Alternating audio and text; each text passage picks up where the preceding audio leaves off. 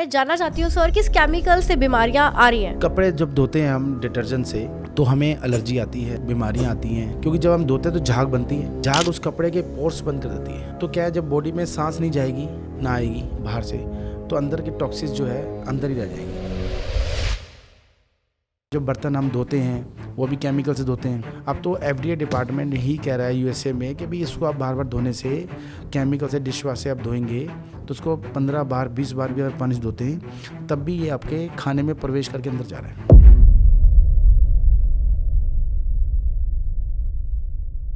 नमस्कार जी। तो अब हमारा दूसरी क्वेरी ये आई है कि मैं जानना चाहती हूँ सर कि हमारे घर में ही ऐसा क्या केमिकल्स है जिससे हम कपड़े धोते हैं, बर्तन मांजते हैं, तो मतलब इस चीज़ से किस केमिकल से बीमारियाँ आ रही हैं? कपड़े जब धोते हैं हम डिटर्जेंट से तो जब वॉशिंग मशीन में हम करते हैं तो झाग बनती है। तो झाग बनती है, जो हमारे जो कपड़ा है सबसे बढ़िया कपड़ा वही होता है खादी का, क्योंकि जो हमारा शरीर है ना वो सांस लेता भी है और सांस छोड़ता भी है। ब्रीदेबल जैसे कहते हैं। ब्रीदेबल होता है वो। हमारा शरीर जो है एक तरह से तीसरी किडनी मान लीजिए शरीर को अपने।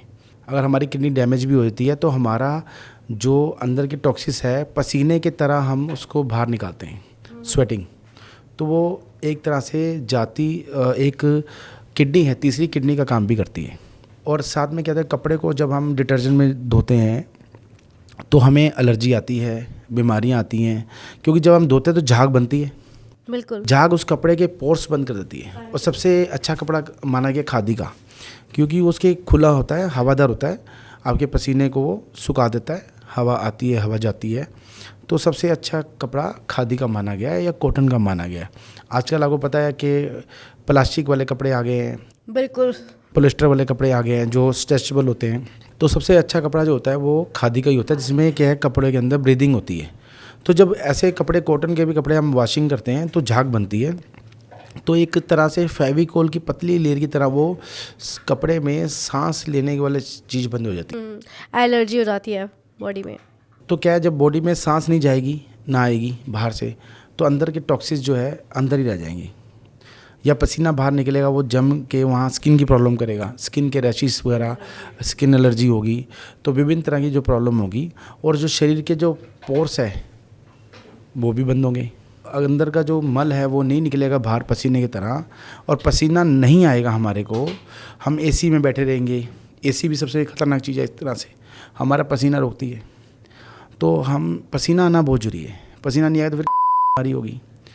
और साथ में जो हमारे साबुन है या शैम्पू है या बॉडी वॉश है या क्रीम है, वो भी हमारे पोर्स को, जो शरीर में जो छन्नी होती है वो उसको बंद करती है। अब शैम्पू का भी शावर जेल लगाओ तो देखोगे चिकना चिकनापन होता है। तो एक वो क्या है, वो फेविकोल का एक जो लेप है वो पोर्स बंद कर रहा है आपके। जब पोर्स बंद कर रहा है त्वचा में, तो अंदर की जब बाहर नहीं निकलेंगी तो आप बीमार होंगे। और जो केमिकल होंगी, और हमारी जो त्वचा है ना वो एक तरह से छन्नी है। आप जो भी, अगर हम जैसे मालिश करते हैं, ज़्यादातर 100 ml जो ऑयल है या 100 ml ऑयल भी हम बच्चों को अच्छे मालिश की तरह रसा देते हैं बॉडी के अंदर, वो सारा बॉडी के अंदर चला जाता है। वो अंदर मांस, मज्जा और अस्थि, हड्डियों को जाता है, उसको शक्ति देता है। हाँ, बार बार हाथ धोते हैं हम, और बॉडी में जितने भी हम डिटर्जेंट और साबुन और डिश वॉश, जो बॉडी वॉश जो यूज़ करते हैं, वो सारे हार्मफुल है। वो सारे अंदर हमारे जाते हैं। अंदर जाने के कारण हमें बड़ी बड़ी बीमारियाँ हो रही हैं, बच्चों को भी। और हमारा अंदर जो लीवर है और किडनी डैमेज हो रही है, उसके लिए हमारा भी हो रहा है। विभिन्न प्रॉब्लम है हमारी यहाँ से आ रही है। प्रॉब्लम हमारे घर में ही है, केमिकल। साथ में जो बर्तन हम धोते हैं वो भी केमिकल से धोते हैं। अब तो FDA डिपार्टमेंट ही कह रहा है USA में कि भाई इसको आप बार बार धोने से, केमिकल से, डिश वॉश से आप धोएंगे तो उसको 15 बार 20 बार भी अगर पानी से धोते हैं तब भी ये आपके खाने में प्रवेश करके अंदर जा रहा है। तो हमने जो धोना है वो भी नेचुरल तरीके से धोने हैं बर्तन। और जो दांत है, जो हम कोलगेट कर रहे हैं, इसमें फ्लोराइड होती है। फ्लोराइड आप जब पहले बर्तन नहीं आते थे, चीनी के बर्तन आते थे। हाँ जी, हाँ जी। तो हमारे पृथ्वी की सतह से निकलता है फ्लोराइड, तो चीनी के बर्तन बनते थे। अब वो फ्लोराइड जो है ज़्यादातर दांत को साफ़ करने के लिए यूज़ कर रहे हैं टूथपेस्ट वाले। वो भी नहीं करनी, वो भी हमारे लिए बहुत हानिकारक है। जितना भी पानी हम बर्तन धो रहे हैं, ज़मीन धो रहे हैं, फर्श फ्लोर से अपना साफ़ कर रहे हैं, कपड़े धो रहे हैं, और जो केमिकल वाला पानी सारा जो हमारा रीसर्कल नालों में जा रहा है, वो वापसी हम उसको पीना है। ठीक है, तो हमारा इन्वायरमेंट भी हम ख़राब कर रहे हैं। तो इसलिए हमने अपने घर में आयुर्वेद के हिसाब से एजुकेशन लेके हम इसको सही तरीके से हम कर सकते हैं कपड़े साफ। तो आयुर्वेदिक के हिसाब से और प्रकृति के हिसाब से कपड़े कैसे धोने चाहिए जिससे खुशबूदार हो, दाग भी हट जाए और फ्रेश रहे? डिटर्जेंट हम अपने घर में बना सकते हैं। रीठा लाइए आप, शिकाकाई लाइए, नीम के पत्ते लाइए, तुलसी के पत्ते डाल सकते हो आप, जिससे बैक्टीरिया मर जाएगा। नींबू डाल सकते हो आप, और लेमन का जो बाहर का पोर्शन होता है या मौसमी का बाहर का पोर्शन होता है उसको सुखा के उसका पाउडर बना के आप एक 5 लीटर पानी लीजिए, उसमें इसका पाउडर बना के डाल दीजिए।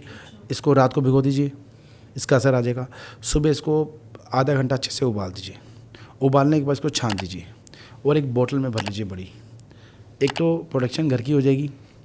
इसी से ही अपने जो पोछा लगाते हो, आप फ्लोर साफ़ करते हो, उसमें 1 ढक्कन डाल दीजिए, 2 ढक्कन डाल दीजिए, अच्छे से कर लीजिए कि एक तो हमारा इन्वायरमेंट ख़राब नहीं होगा और साथ में जो कपड़े हैं इससे कपड़े भी साफ़ हो जाएंगे अच्छे से। हाँ, कहीं अगर दाग लग गया कि ज़्यादा लगता है उस पोर्शन को अच्छे से आप कर लो किसी डिटर्जेंट से, थोड़ा सा, कोई बात नहीं, उतना कर लो। सारे कपड़े को करने की ज़रूरत नहीं है। फिर उसको इसमें अच्छी तरह डिप कर दो, कपड़े को गर्म पानी में आराम से आप धो सकते हो। वॉशिंग मशीन में धो सकते हो, नॉर्मल धो सकते हो। और जो अपना टूथपेस्ट करनी है तो और या बर्तन धोने हैं वो सरल तरीका है और हम खुद भी करते हैं। और हमारे जितने भी हमारे जो बच्चे जुड़े हुए हैं ऑटिज़म के, सीपी के, वो सारे रेगुलर कर रहे हैं। उनके घर में पूरी परिवार कर रहे हैं और उनको अच्छा रिस्पॉन्स आ रहा है कि सरसों तेल ले लीजिए, या तो आप कोकोनट भी ले सकते हो या देसी घी भी ले सकते हो या शीशम को भी जो बच्चों को आपको पसंद हो। कई बार टेस्ट का हिसाब होता है, उसमें सेंधा नमक डाल दीजिए, उसको अच्छे से करा दें, बस साफ़ हो जाएगा।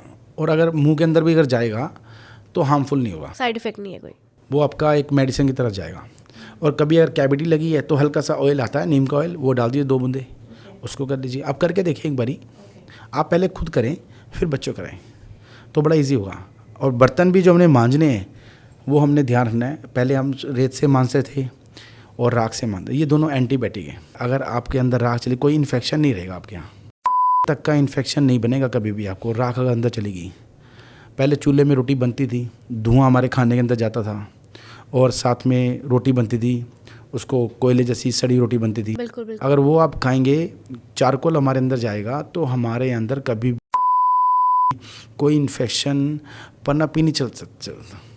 गैस से आजकल बना रहे हैं तो हमारे गैस आ रही है, और चूल्हे से बनाएंगे तो जो धुआं है वो हमारा चारकोल है, वो हमारे अंदर इन्फेक्शन ही ख़त्म कर देगा सारा। तो इस तरह से आप इसको जो धोना है, इसको धोने की विधि क्या है, या तो चारकोल से, और ख़ास तौर पे जो बाटा हम देते हैं इसको हम रेते से धोते हैं।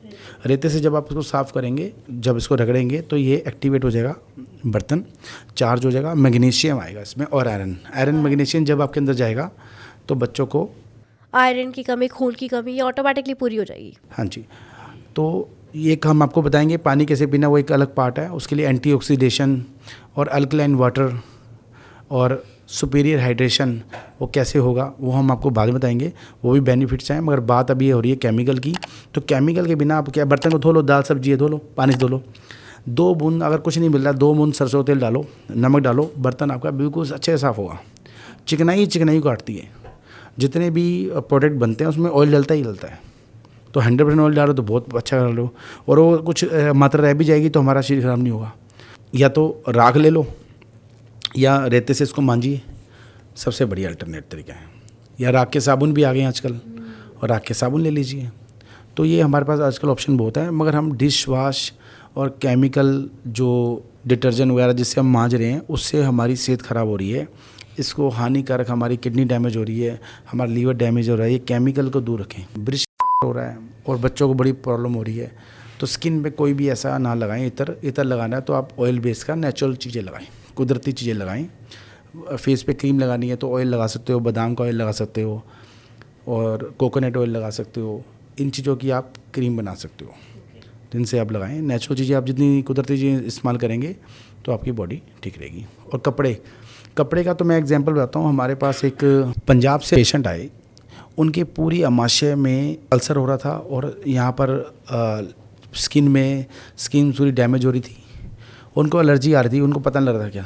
उनका हमने सिर्फ कपड़े धोने का सिस्टम चेंज कराया और टूथपेस्ट चेंज कराई और बर्तन चेंज कराए, वो इन्फेक्शन सारा जड़ से ख़त्म हो गया। जड़ से ख़त्म? जड़ से। आज वो अपने घर में फ्लोर भी साफ़ करते हैं तो नेचुरल तरीके से करते हैं और बिल्कुल उनका कोई बीमारी, अब बीमारी आ कहाँ से रही है हमने ये देखनी है ना, बीमारी आ कहाँ से रही, हम बीमारी का इलाज करी जा रहे हैं, उससे कोई बेनिफिट नहीं होगा। जहाँ से बीमारी आ रही है वो रास्ता हमें बंद करना पड़ेगा। तो इसीलिए आपको मैं विनती करता हूँ, घर में सारे आप इस चीज़ का अवेयर लें। कोई मुश्किल काम नहीं है, एक बार ही आपको लगेगा, मगर मुश्किल कुछ नहीं है, ईजी चीज़ें हैं। आपका बल्कि पैसा भी कम लगेगा और आपको सुरक्षा भी मिलेगी, बच्चों को एलर्जी नहीं होगी, स्किन प्रॉब्लम जिनकी होगी और स्किन प्रॉब्लम में बड़ा सुधार मिलेगा। अच्छा हाँ, नहाने के लिए सिर्फ सरसों तेल लीजिए, उसमें सेंधा नमक डालें, पहले पानी डाल लें, पहले अपनी बॉडी को गीली कर लें, उसको हाथ में अच्छे से मलें, उसको बगल में मलें और प्राइवेट पार्ट में और नीचे पैरों में मल के पूरी बॉडी में आराम से इजीली, क्योंकि पानी है ना, पानी से डाइल्यूट हो गया वो पूरा, और पूरे चेहरे में। अब ऑर्गन के अंदर अगर सरसों का तेल जाएगा या देसी घी जाएगा, कान के अंदर जाएगा या नाक के अंदर जाएगा या मुंह के अंदर जाएंगे, वो पूरी बॉडी हमारी डिटॉक्स होगी और उसमें हमें बेनिफिट मिलेंगे। अगर हम केमिकल हमारी आँखों के अंदर, तो हमारी नज़र कम होगी, रेटिना पे असर पड़ेगा, कानों में दर्द होगा या कानों में जलन होगी केमिकल जाने से, तो मुंह के रास्ते पे भी साबुन चला जाता है, वो भी नहीं जाएगा। तो आप ऐसे अगर नहाएंगे, बच्चों को नहलाएंगे, आपका खर्चा भी बचेगा और बच्चों की सेहत अच्छी होगी, स्किन अच्छी होगी। आप अपना देखेंगे, आपकी जिनको स्किन के रोग हैं, बड़े से बड़े रोग ठीक होंगे, मगर आपने नहाना ऐसे नेचुरल तरीके से। इसमें हो सकता है तो हल्का नीम का तेल भी डाल सकते हो, और अगर आप ज़्यादा करना चाहते हो, लेप बनाना चाहते हो, तो मुल्तानी मिट्टी भी आती है, या बेसन को, जो चने होते हैं उसको, रोस्टेड चने को पीस के बाथरूम में रख दीजिए, 1 चम्मच वो ले लीजिए, या कभी कभार आप दही ले सकते हो। तो ये चीज़ें हैं बिल्कुल नेचुरल हैं, हर तरीके की आप कर सकते हो, जैसे भी आपको सही लगता है, जैसे भी आपकी स्किन को अच्छा ग्लो आता है वो आप कर सकते हो। हल्दी भी डाल सकते हो, ये चीज़ें नेचुरल तरीके से। बहुत ही अच्छा आपने ज्ञान दिया है और बहुत ही अच्छा, मतलब मुझे बहुत मज़ा आया सुनने में। तो होप हमारे दर्शकों को भी फ़ायदा होगा इस चीज़ से। नमस्कार।